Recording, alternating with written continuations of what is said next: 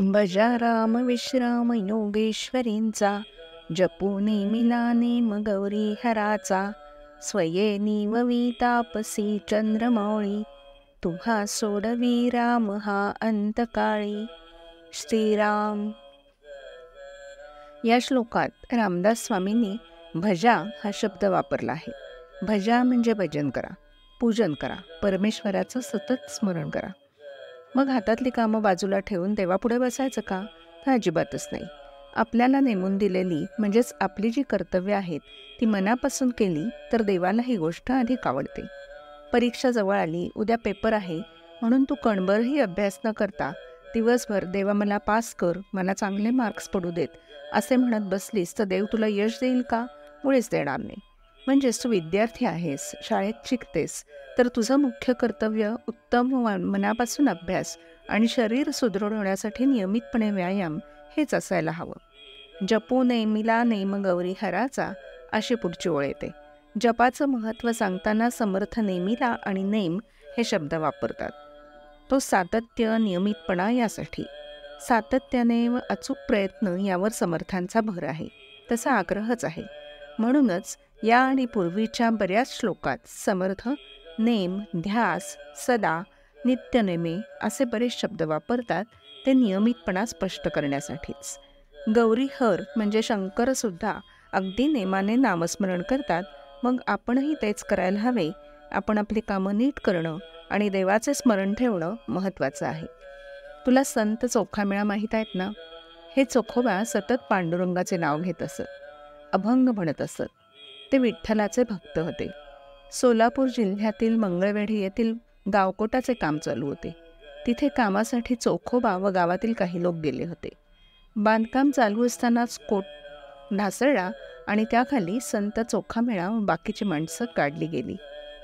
ही गोष्ट नामदेव महाराजांना कळताच ते पंढरपूरहून मंगळवेढ्याला गेले. अपघातात बरेच जण गेलेले असल्यामुळे तिथल्या अस्थींमधून नेमक्या चोखोबांच्या अस्थी कशा आणायच्या असा सगळ्यांनाच प्रश्न पडला. तेव्हा सर्व अस्थी कानाला लावून ज्यामधून विठ्ठल विठ्ठल असे ऐकू येईल त्या चोखोबांच्या अस्थी अशी परीक्षा नामदेवांनी केली. संत चोखोबांच्या अस्थींमधून विठ्ठल विठ्ठल असा नामजप ऐकू येत होता. त्या अस्थी गोळा करून संत नामदेवांनी पांडुरंगाच्या मंदिराच्या महाद्वारात संत चोखोबांची समाधी बांधली. भजन कसे करावे, आपले तन, शरीर आणि मन पूर्णपणे त्या विशिष्ट गोष्टीत कसं गुंतवून टाकायचं, विशिष्ट कामात किंवा अभ्यासात झोकून द्यायचं, हेच यातून कळतं. यासुद्धा श्लोकात पुढे समर्थांनी तापसी चंद्रमौळी असे म्हणून आपल्याला परत शंकरांनी विषप्राशन केले होते याची आठवण करून दिली आहे. मागे मी तुला सांगितलं हे विष अतिशय जहाल होतं, म्हणजेच ते काम अतिशय अवघड होतं. या विषासारखंच आपल्या या आयुष्यात अनेक कठीण अवघड प्रसंग येत असतात. अशावेळी गडबडून न जाता, गोंधळून न जाता शांतपणे आलेल्या अडचणींवर मात कशी करायची याचा विचार करायला हवा. अशावेळी मन खंबीर असेल, डोकं शांत असेल तरच योग्य निर्णय आपल्याला घेता येतात. आता मी सांगते ती घटना घडली आहे आपल्याच देशात, अगदी आत्ता. 26 नोव्हेंबर 2008 या दिवशी तुकाराम ओंबळे हे सहाय्यक पोलीस उपनिरीक्षक मुंबईत गिरगाव चौपाटी परिसरात बीट मार्शल म्हणून आपले कर्तव्य बजावित होते. हे तुकाराम ओंबळे भारतीय सैन्यातील निवृत्त सैनिक. निवृत्तीनंतर ते मुंबईच्या पोलीस खात्यात पोलीस उपनिरीक्षक म्हणून दाखल झाले. तर आपल्या ड्युटीवर असताना त्यांना वॉकीटॉकीवर संदेश आला की गेटवे ऑफ इंडिया परिसरातून 2 दहशतवादी चौपाटीच्या दिशेने येत आहेत. गाडीचा नंबर समजला, इतरही आवश्यक ती माहिती समजली, तपशील समजला.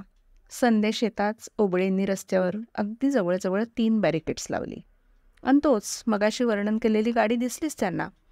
गाडीने पहिली 2 बॅरिकेड्स तोडली आणि तिसरी तोडून जात असतानाच गाडी बंद पडली.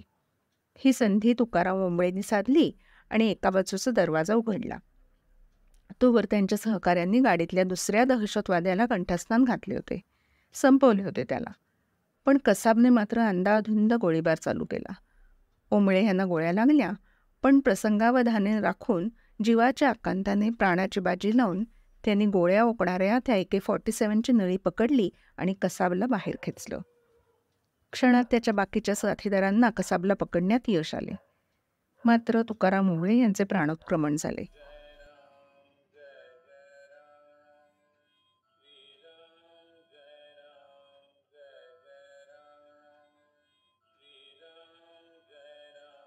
केवळ आणि केवळ तुकाराम ओंबळे यांच्या धाडसामुळेच कसाबला जिवंत पकडण्यात यश आलं आणि संपूर्ण जगाला दहशतवाद्यांचा कुटील डाव समजला.